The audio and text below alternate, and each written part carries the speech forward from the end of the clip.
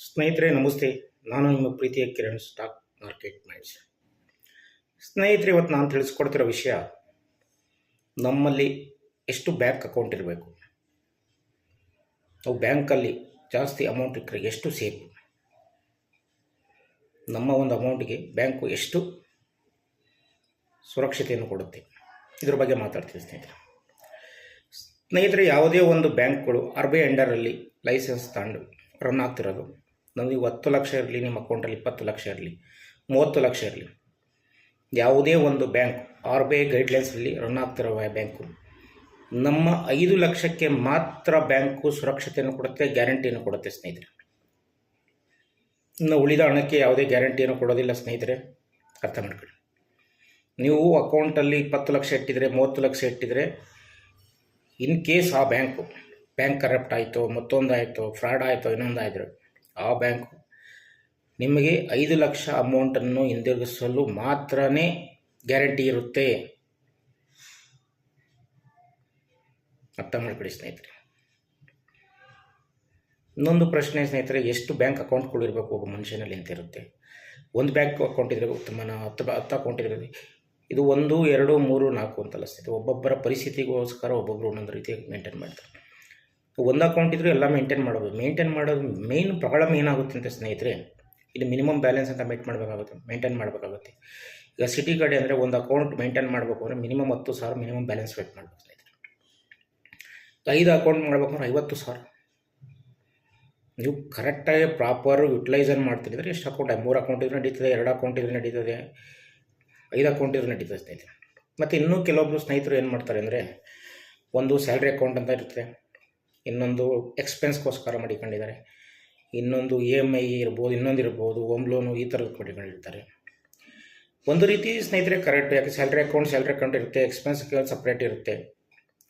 ಅದು ಇನ್ನೊಂದು ಸ್ನೇಹಿತರೆ, ನೀವು ಜಾಸ್ತಿ ಅಕೌಂಟು ಮತ್ತು ಡೆಬಿಟ್ ಕಾರ್ಡು ಮತ್ತು ಕ್ರೆಡಿಟ್ ಕಾರ್ಡು ತಗೊಳ್ಳೋದ್ರಿಂದ ಏನಾಗುತ್ತೆ ಅಂದರೆ, ಇಯರ್ಲಿ ಮೇಂಟೆನೆನ್ಸ್ ಚಾರ್ಜಸ್ ಕೂಡ ಹಾಕ್ತಾರೆ ಅವರು. ಮಿನಿಮಮ್ ಬ್ಯಾಲೆನ್ಸ್ ಮೇಂಟೈನ್ ಮಾಡಬೇಕು, ಮೇಂಟೆನೆನ್ಸ್ ಚಾರ್ಜ್ ಮಿನಿಮಮ್ 500 ರೂಪಾಯಿ ಹಾಕ್ತಾರೆ. 10 ಅಕೌಂಟಿದ್ರೆ 5,000 ರೂಪಾಯಿ ಫರ್ ಇಯರ್ ನೀವು ಮೇಂಟೆನೆನ್ಸ್ ಚಾರ್ಜೇ ಕಟ್ಟಾಗಬೇಕಾಗುತ್ತೆ ಸ್ನೇಹಿತರೆ. ನಿಮ್ಗೆ ಎಷ್ಟು ಅಕೌಂಟ್ ಇರುತ್ತೋ ಅಷ್ಟು ಉತ್ತಮ. ಒಂದು ಅಕೌಂಟ್ ಇತ್ತು ಎಲ್ಲ ನೀಟಲ್ಲಿ ಮೇಂಟೈನ್ ಮಾಡ್ಕೊಂಡು ಹೋದರೆ ಯಾವುದೂ ಸಮಸ್ಯೆ ಇರಲ್ಲ ಸ್ನೇಹಿತರೆ. ನಿಮ್ಮ 3 ಅಕೌಂಟ್ ರಿಕ್ವೈರ್ಮೆಂಟ್ ಇತ್ತು, 3 ಅಕೌಂಟ್ ಮೇಂಟೈನ್ ಮಾಡೋಕ್ಕೆ ಕೆಪಾಸಿಟಿ ಇತ್ತು ಅಂದರೆ, ಅರ್ಹತೆ ಇತ್ತು ಅಂದರೆ, ಬೇಕಾಗಿತ್ತು ಅಂದರೆ ಮೇಂಟೈನ್ ಮಾಡ್ಬೋದು ಸ್ನೇಹಿತರೆ. ಯಾವುದೇ ಒಂದು ರೀತಿಯಲ್ಲಿ ನಮ್ಮ ದೇಶದಲ್ಲಿ ಒಬ್ಬ ವ್ಯಕ್ತಿಗೆ ಇಷ್ಟೇ ಅಕೌಂಟ್, 1 ಇರ್ಬೋದು, 10 ಇರ್ಬೋದು ಅಕೌಂಟ್ ಅಂತ ಯಾವುದೇ ರೀತಿಯಲ್ಲಿ ಇಲ್ಲ ಸ್ನೇಹಿತರೆ. ಮತ್ತು ಇನ್ನೊಂದು, ನಾವು ಅಕೌಂಟಲ್ಲಿ ಕ್ರಾಂತಿ ಆಗಿದ್ದು ಅಂದರೆ ಪ್ರಧಾನಮಂತ್ರಿ ಜನ್ಧನ್ ಅಕೌಂಟ್ ಓಪನ್ ಮಾಡಿದಾಗ ಎಷ್ಟೋ ಅಕೌಂಟ್ಗಳು ಓಪನ್ ಆಗೋಕ್ಕಿಂತ ಮುಂಚೆ ಇವತ್ತು ಕೂಡ ನಮ್ಮ ಎಷ್ಟೋ ಜನಕ್ಕೆ ಅಕೌಂಟ್ ಕೂಡ ಇಲ್ಲ ಸ್ನೇಹಿತರೆ. ಮತ್ತು ಅಕೌಂಟ್ ಹೊಂದಿರೋದು ಬಹು ಮುಖ್ಯ ಸ್ನೇಹಿತರೆ. ಮತ್ತು ಒಂದು ಅಕೌಂಟ್ ಇತ್ತು ಅಂದರೆ ನಿಮಗೆ ಈಗ ಒಂದು ಇನ್ಕಮ್ ಟ್ಯಾಕ್ಸ್ ಪೇ ಮಾಡ್ಬೋದಾಗಲಿ, ಒಂದು ಕರೆಕ್ಟಾಗಿ ಲೆಕ್ಕ ಸಿಗೋದಾಗಲಿ, ಈಸಿಗೆ ಮೇಂಟೈನ್ ಮಾಡಬೇಕು. 10 ಅಕೌಂಟ್ ಇತ್ತು ಅಂದರೆ 10ರಲ್ಲಿ ಏನಿದೆ ಅಂತ ಗೊತ್ತಾಗ್ತಿಲ್ಲ ಕೆಲವು ಸಲ. ಇದು ಅವರವರ ಶಕ್ತಿ ಅನುಸಾರ ಅವರವರ ಉಪಯೋಗ ತಕ್ಕಂತೆ ಅಕೌಂಟ್ಗಳನ್ನ ನೀವು ಮೇಂಟೈನ್ ಮಾಡ್ಬೋದು ಸ್ನೇಹಿತರೆ. ಮತ್ತು ಇನ್ನೊಂದು ಸ್ನೇಹಿತರೆ, ಇವತ್ತು ಒಂದು ಅಕೌಂಟ್ ಇತ್ತು ಅಂದರೆ ನಮಗೆ ಎಲ್ಲ ಕಡೆ ನಾವೇನು ಮಾಡ್ತೀವಿ, UPI ಯೂಸ್ ಮಾಡ್ತಾಯಿದ್ವಿ, ಟ್ರಾನ್ಸಾಕ್ಷನ್ ಮಾಡ್ತಿದ್ವಿ ಸ್ನೇಹಿತರೆ. ಕೆಲವೊಂದು ಸಲ ಬ್ಯಾಂಕ್ ಅಕೌಂಟ್ ಎರರ್ ಬರ್ತಾ ಇರ್ತದೆ. ಆ ಟೈಮಲ್ಲಿ 2 ಅಕೌಂಟ್ ಇತ್ತು ಅಂದರೆ ಒಂದು ಬ್ಯಾಂಕ್, ನೀವು ಮೋಸ್ಟ್ ಆಫ್ ದ ಟೈಮ್ ನೋಡಿ SBI UPI ನಿಮ್ಮದು ಎರರ್ ಬರ್ತಾ ಇರ್ತದೆ ಸ್ನೇಹಿತರೆ. ಆ ಟೈಮಲ್ಲಿ 2 ಅಕೌಂಟ್ ಇತ್ತು ಅಂದರೆ ಅಟ್ಲೀಸ್ಟ್ ಯೂಸ್ ಆಗುತ್ತೆ. 2 ಅಕೌಂಟು ನೀವು ಲಿಂಕ್ ಮಾಡ್ಕೊಂಡಿದ್ರೆ ಇನ್ನೊಂದು ಬ್ಯಾಂಕಿಂದ ಟ್ರಾನ್ಸಾಕ್ಷನ್ ಮಾಡ್ಬೋದು ಸ್ನೇಹಿತರೆ. ಇದರ ಉಪಯೋಗ ಇದೆ,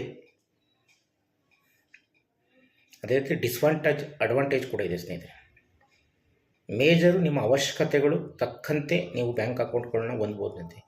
ನಮ್ಮಲ್ಲಿ ಬೇಜಾನ ಬ್ಯಾಂಕ್ಗಳಿದೆ ಸ್ನೇಹಿತರೆ. SBI ಇರ್ಬೋದು, HDFC ಇರ್ಬೋದು, ICICI, ಆಕ್ಸಿಸ್,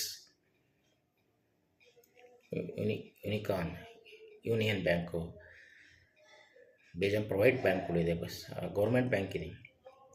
ನೀವು ಎಷ್ಟೇ ಅಕೌಂಟ್ ಹೊಂದ್ಬೋದು ಸ್ನೇಹಿತರೆ, ಸಮಸ್ಯೆ ಇಲ್ಲ. ಆದರೆ ನಿಮ್ಮ ಅವಶ್ಯಕತೆ ತಕ್ಕಂತೆ ಅಕೌಂಟ್ಗಳನ್ನ ಯೂಸ್ ಮಾಡಿ ಸ್ನೇಹಿತರೆ. ಮತ್ತು ಅಮೌಂಟಲ್ಲಿ ನಿಮ್ಮದು ಜಾಸ್ತಿ ಅಮೌಂಟ್ ಇದ್ದಾಗ ಫ್ರಾಡ್ಗಳಾದಾಗ, ಇನ್ನೊಂದು ಕೇಸ್ ಈಗಿನ ಕಾಲದಲ್ಲಿ ಆನ್ಲೈನ್ ಫ್ರಾಡು ಇದೆಲ್ಲ ಆಗುತ್ತೆ. ಅದರಿಂದ ಅಮೌಂಟು ಜಾಸ್ತಿ ಅಕೌಂಟಲ್ಲಿ ಇಡೋಕ್ಕಿಂತ ಅದನ್ನು FD ರೀತಿಯಲ್ಲೋ ಮತ್ತೊಂದು ರೀತಿಯಲ್ಲೋ, ಇಲ್ಲಾಂದರೆ ಮ್ಯೂಚುವಲ್ ಫಂಡ್ ಡೆಡ್ ಇಕ್ವಿಟಿ ಅಂತ ಇರುತ್ತೆ, ಅದರಲ್ಲಿ ಇನ್ವೆಸ್ಟ್ಮೆಂಟ್ ಮಾಡೋದು, ಈ ರೀತಿ ಮಾಡಿ ಸ್ನೇಹಿತರೆ. ತಕ್ಕಂತೆ ಬ್ಯಾಂಕ್ ಅಕೌಂಟ್ಗಳನ್ನ ಯೂಸ್ ಮಾಡಿ. ಮತ್ತು ಪಾಸ್ವರ್ಡ್ಗಳನ್ನ ಸ್ಟ್ರಾಂಗ್ ಪಾಸ್ವರ್ಡ್ಗಳನ್ನ ಹಾಕಿ. ನೀವು ಯಾವುದೇ ಪಾಸ್ವರ್ಡ್ಗಳನ್ನ ಯಾವುದೇ ಇನ್ನೊಬ್ರಿಗೆ ಕೊಡೋದಾಗಲಿ, ಮತ್ತು ಬರ್ದಿಕ್ಕಣದಾಗಲಿ ಈ ಥರ ಮಾಡೋಕ್ಕೆ ಹೋಗ್ಬಿಡಿ ಸ್ನೇಹಿತರೆ. ಯಾರೋ ಆನ್ಲೈನಲ್ಲಿ ಫೋನ್ ಮಾಡ್ತಾರೆ, ಫ್ರಾಡ್ಗಳು ನಡೀತಾ ಇರ್ತದೆ, ಪಾಸ್ವರ್ಡ್ ಕೊಡೋದಾಗಲಿ, ಇನ್ನೊಂದು ಕೊಡೋದಾಗಲಿ, ಲಿಂಕ್ ಕ್ಲಿಕ್ ಮಾಡೋದಾಗಲಿ, ಈ ಥರ ಮಾಡಬೇಡಿ. ಒಂದು ಅರ್ಥ ಮಾಡ್ಕೊಳ್ಳಿ ಸ್ನೇಹಿತರೆ, ನಮ್ಮ ಅಮೌಂಟು ಯಾವುದೇ ಬ್ಯಾಂಕಲ್ಲಿದ್ದರೆ 5 ಲಕ್ಷಕ್ಕೆ ಮಾತ್ರ ಸುರಕ್ಷತೆ ಇದೆ. ನೀವು ಆ ಥರ ಇದ್ದಾಗ ನಿಮ್ಮ ಮನೆಯವರ ಹೆಸರಲ್ಲಿರ್ಬೋದು, ನಿಮ್ಮ ವೈಫ್ ಹೆಸರಲ್ಲಿರ್ಬೋದು, ಮಗನ ಹೆಸರಲ್ಲಿರ್ಬೋದು, ಈ ಥರ ಅಕೌಂಟ್ ಮಾಡಿ ಬೇಡ ಮಾಡಿ. ಇಲ್ಲಾಂದರೆ ಡೆಪ್ಟ್ ಇರ್ತದೆ. ಆ ರೀತಿಲಿ ಇನ್ವೆಸ್ಟ್ ಮಾಡಿ, FD ಮಾಡಿ, ಇನ್ನೂ ರೀತಿ ಮಾಡಿ ನಿಮ್ಮ ಅಮೌಂಟನ್ನು. ಈಗ ಮನೇಲಿ ಇಟ್ಟ ತಕ್ಷಣ ಮನೆಯಲ್ಲೂ ಕೂಡ ಸುರಕ್ಷತೆ ಇಲ್ಲ ಸ್ನೇಹಿತರೆ. ಹೊರಗಡೆ ಹೋಗ್ತಾ ಇರ್ತಾರೆ, ಇದರಿಂದ ಸುರಕ್ಷತೆ ಇಲ್ಲ. ದಯವಿಟ್ಟು ಬ್ಯಾಂಕ್ ಅಕೌಂಟ್ ಇರ್ಬೋದು, ನಿಮ್ಮ ಅಮೌಂಟ್ ಇರ್ಬೋದು, ನಿಮ್ಮ ಪ್ರಕಾರ ಥಿಂಕ್ ಮಾಡಿ, ಯೋಚನೆ ಮಾಡಿ ಯಾವ ರೀತಿ ಸುರಕ್ಷತೆ ಮಾಡಬೇಕು ಅನ್ನೋದು ತಿಳಿದುಕೊಂಡು ಸುರಕ್ಷತೆಯಾಗಿಡಿ ಸ್ನೇಹಿತರೆ. ಥ್ಯಾಂಕ್ ಯು ಸ್ನೇಹಿತರೆ.